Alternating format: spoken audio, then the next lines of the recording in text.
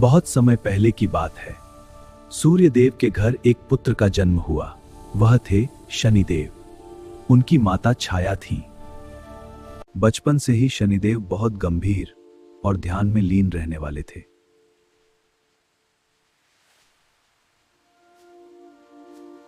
कहते हैं कि शनिदेव भगवान शिव के बड़े भक्त थे।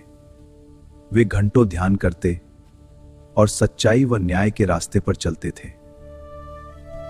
शनिदेव की तपस्या इतनी कठोर थी कि उन्हें अद्भुत शक्तियां प्राप्त हो गईं।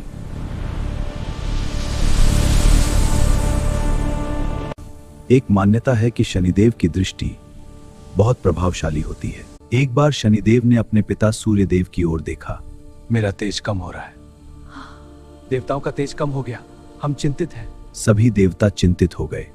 हे शनि, तुम्हारी शक्ति लोगों को दंड देने के लिए नहीं है, यह तो उन्हें सन्मार्ग पर लाने का साधन है। तुम्हारे प्रभाव से ही जीव और मोक्ष की ओर का प्रायश्चित करें। शिव, मैं वचन देता हूं कि मैं सदा न्याय करूंगा। जो जैसा कर्म करेगा उसे वैसा ही फल मिलेगा। मैं सबसे शक्तिशाली राजा हूं। मेरी ताकत के आगे कोई नहीं टिक सकता। अहंकार ईश अटला है।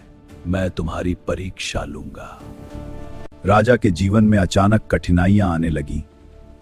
राज्य छिन गया। यह सब कच्चे से हो गया। कई सालों तक कष्ट झेलने के बाद मुझे अपनी गलती समझ आई। हे भगवान, मैं विनम्र होकर आपसे माफी मांगता हूं। तब शनिदेव प्रसन्न हुए और राजा को उसका सब कुछ वापस दे दिया।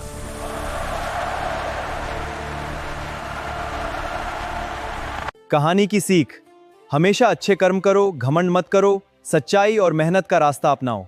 शनिदेव हमें सिखाते हैं कि कर्म ही सबसे बड़ा धर्म है।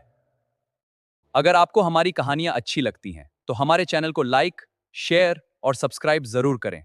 आपका प्यार और सपोर्ट ही हमें नई नई कहानियां लाने की प्रेरणा देता है। धन्यवाद।